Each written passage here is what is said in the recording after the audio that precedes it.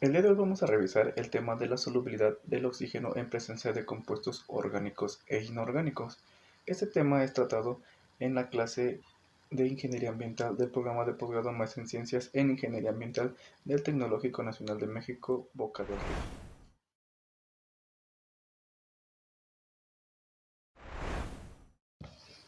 El tema lo vamos a revisar con una ecuación general la cual integra a los componentes orgánicos y a los inorgánicos, muy similar a los cálculos de fuerza iónica, por lo cual estaremos ya un poco familiarizados con este tipo de cálculos. Para ello también hay que recordar varias situaciones teóricas cuando el oxígeno responde a factores externos como la temperatura, lo cual sabemos que a mayor temperatura la solubilidad del oxígeno va disminuyendo. Ese es un punto importante porque tenemos que tener ese parámetro para poder realizar la comprobación teórica y en cuanto se ha visto afectada la solubilidad en presencia de estos compuestos orgánicos e inorgánicos. Sin más por el momento, vamos a iniciar con la sesión del día de hoy. Como lo mencionamos, podemos apreciar en la ecuación cómo se separa en dos partes. De un lado contiene la parte de los compuestos inorgánicos y del otro lado los componentes orgánicos. Si bien para esta ecuación vamos a necesitar algunos valores teóricos, algunas constantes y también vamos a tener que calcular la fuerza iónica, como habíamos mencionado. Es muy similar el cálculo, como lo hacemos para obtener la fuerza iónica de algún compuesto. Bien, para iniciar vamos a separar, como les menciono, la ecuación. Se separa la parte inorgánica y la parte orgánica, como lo podemos apreciar en la imagen. La parte azul corresponde a la inorgánica y la parte roja a su contraparte. Bien, a partir de ahí vamos a comenzar con este problema para poder comprender el tema. Considere que el reactor utilizado para un proceso aerobio requiere de un medio de cultivo a 28 grados centígrados, que se muestra en la tabla adjunta. Determine la solubilidad del oxígeno en este medio de cultivo y el porcentaje en el que disminuye dicha solubilidad con respecto al agua pura. Considere que se alimenta de aire. Podemos ver los componentes como la glucosa, la sacarosa, el carbonato y entre otros. Podemos ver la concentración que está dada en gramos sobre litros y es aquí cuando vamos a hacer el primer cálculo. Lo primero que tenemos que hacer es una pequeña conversión para poder obtener los valores de la concentración en moles sobre metros cúbicos. Lo único que tenemos que hacer pues es una pequeña conversión. La podemos ver aquí en la imagen cómo se convierte y tenemos la concentración para cada uno de los componentes de la solución en este caso. Una vez obtenida esta concentración, vamos a continuar con la parte inorgánica y determinar los valores que se le van a ir integrando a la ecuación. A partir de la fórmula general y de la parte inorgánica de la ecuación, tenemos que se conforma de tres partes. Un coeficiente de solubilidad del ion, la cual está determinado en valores teóricos de tablas, los cuales se presentan a continuación para cada ion presente en el electrolito en este caso. También tenemos que calcular, como habíamos mencionado, la fuerza iónica y finalmente la concentración de la especie, en este caso la especie química que estamos trabajando, como ya lo habíamos hecho en mol sobre metros cúbicos.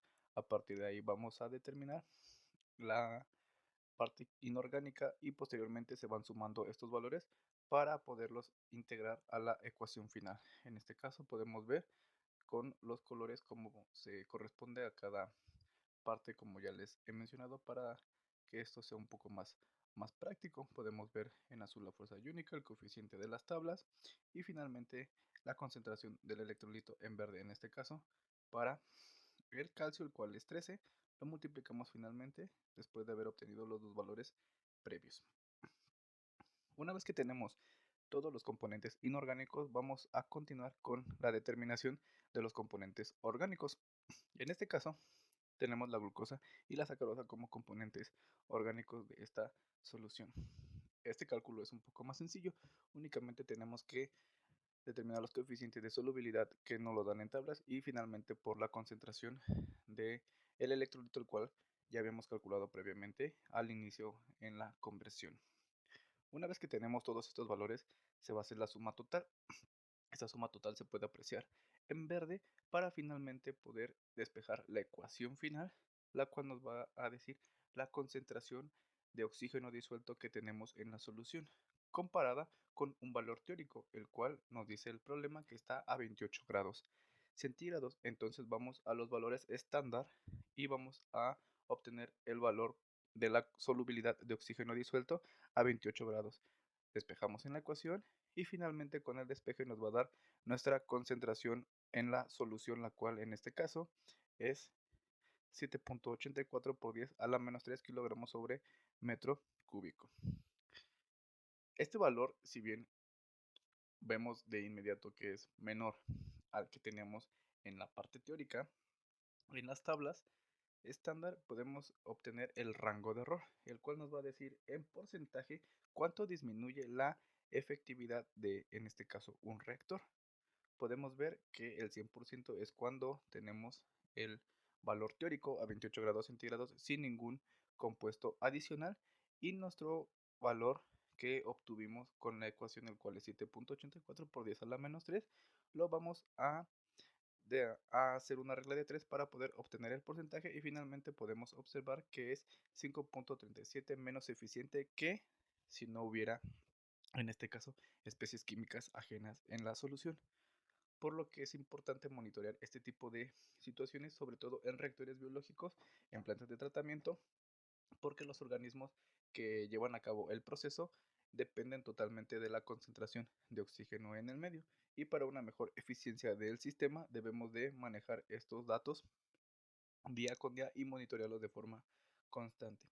¿Qué pasaría si aumentamos la concentración de estos iones, de estos compuestos inorgánicos y orgánicos?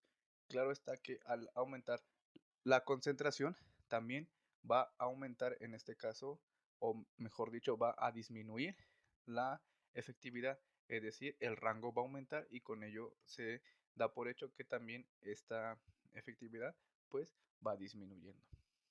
Y de esta forma obtuvimos los coeficientes o las concentraciones de oxígeno disuelto para una solución acuosa en presencia de componentes orgánicos e inorgánicos.